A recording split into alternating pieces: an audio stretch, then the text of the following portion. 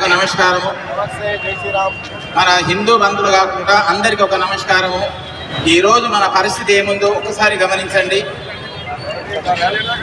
ఈరోజు మన హిందువులకు పాకిస్తాన్లో అదే రకం దాడి జరిగినది, కశ్మీర్లో దాడి జరిగినది, అదే రకం ఇలా బంగ్లాదేశ్ ఈరోజు ఈ ఘోరంగా మన స్త్రీలపైన పురుషులపైన వాళ్ళు దాడి చేసి ఇష్టమైనట్టు మన మందిని వాళ్ళు వాడుకుంటున్నారు. వాళ్ళు ఎక్కడ వెళ్ళాలి?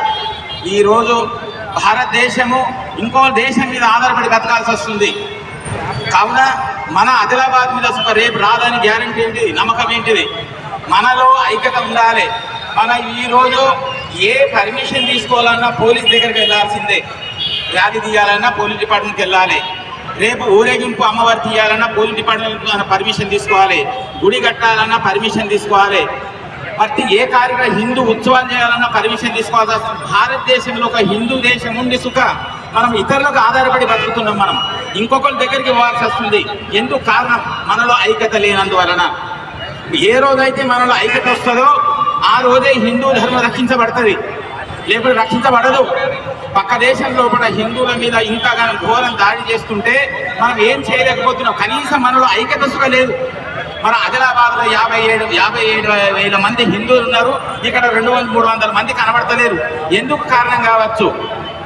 మీరు ఇవాళ ఇళ్ళలో కూర్చొని మీ సేఫ్టీ మీ రక్షణ చేసుకుంటే టీవీల ముందట ఫోన్ల ముందట కూర్చుంటే మీ రక్షణ జరుగుతుందా? మీరు బయటకు వస్తేనే రక్షణ జరుగుతుంది. అందరిలో ఏకమైతేనే రక్షణ జరుగుతుంది. లేకపోతే మీ రక్షణ లేదు. ఇంకొక 10 సంవత్సరాల తర్వాత మీ పరిస్థితి ఏమైతుందో ఒకసారి ఆలోచించండి. మీరు మన ధర్మాన్ని మనం రక్షించకుండా ఎవరు రక్షిస్తారు? మన ధర్మం మీద రేపు దాడి ఇక్కడ జరిగితే మనం ఇక్కడ పాకిస్తాన్ వెళ్ళాలన్నా, అమెరికా లండన్ వెళ్ళాలన్నా, ఆస్ట్రేలియా పోవాలన్నా ఎక్కడ పోయి శరణం కొడతారు? మీరు ఉండాల్సింది ఇక్కడనే పుట్టారు, ఇక్కడనే మరణిస్తారు, ఇక్కడనే మనం పోవాల్సింది. కాబట్టి మన ధర్మాన్ని రక్షణ కోసం ఐక్యత ఉండాలి. ప్రతి హిందూ బయటకు రావాలి. ఈరోజు మాతలు కానీ తండ్రులు కానీ అన్నదమ్ములు కానీ అందరు బయటకు రండి. మీ రక్షణ కోసం మీ రక్షణ మీరు స్వయంగా చేసుకోవాలి. మీరు గమనించండి. కనీసం ఈ 10 సంవత్సరాల నుంచి నేను ఆలోచించేదంటే ప్రతి ఒక్క విషయాన్ని మనం పర్మిషన్ తీసుకోవాలి.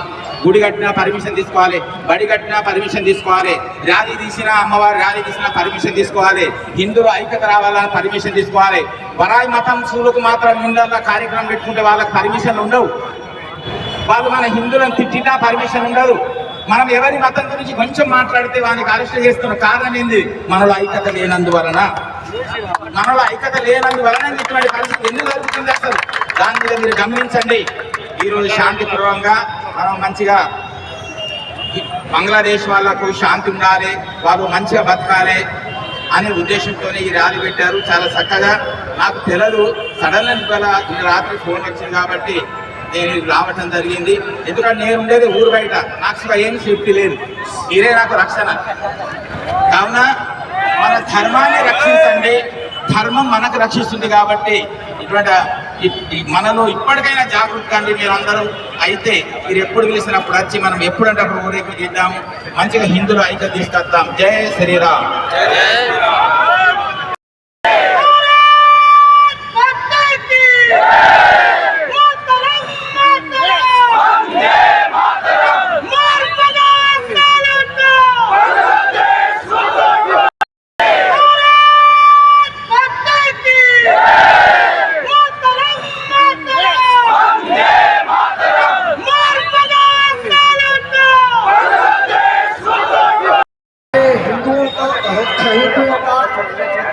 बहुत कष्ट प्राप्त हो रहा है। सभी मंदिर को जला दिया जा रहा है, हिंदुओं के घरों को जला दिया जा रहा है। यह हमारे अनेकता के कारण से हम ब्राह्मण, क्षत्रिय, वैश्य, शूद्र इन सब जातियों में बटे हुए हैं, इसलिए हम कट रहे हैं। जहाँ पर भी हम बटे वहाँ पर कट जाएंगे। इसलिए हिंदुओं को एक होना पड़ेगा। सभी हिंदू एक जगह आए, एक मत से रहे, तभी हम सुरक्षित हैं। अन्यथा हम जहाँ पर भी हैं आज धीरे धीरे करके कम होते जा रहे हैं। हमारे भारत में हम बहुत सुरक्षित हैं, फिर भी हमें एक होने की आवश्यकता है। क्योंकि धर्मो रक्षति रक्षतः, धर्म की जब रक्षा करते हैं तो हमारी भी रक्षा होती है। इसलिए हिंदुत्व की रक्षा करना है तो हमें एक होना पड़ेगा। बोलिए भारत माता की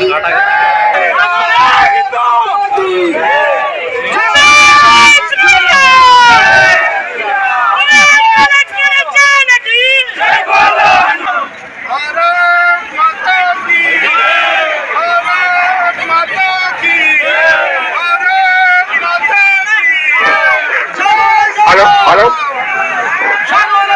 भारत माता की, भारत माता की जय श्री राम, जय श्री राम, राम लक्ष्मण जानकी, राम लक्ष्मण जानकी माता की,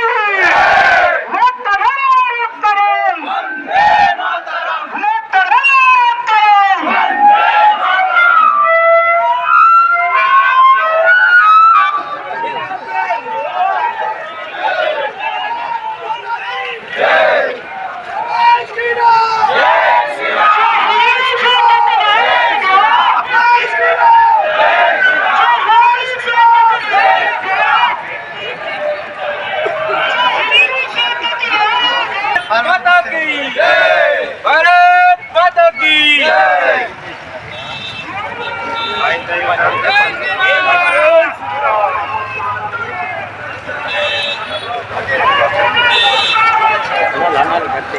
जय श्री राम।